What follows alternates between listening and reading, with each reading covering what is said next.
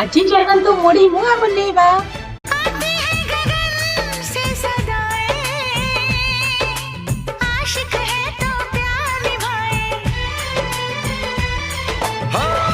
ऐसी कहानी लिख जाए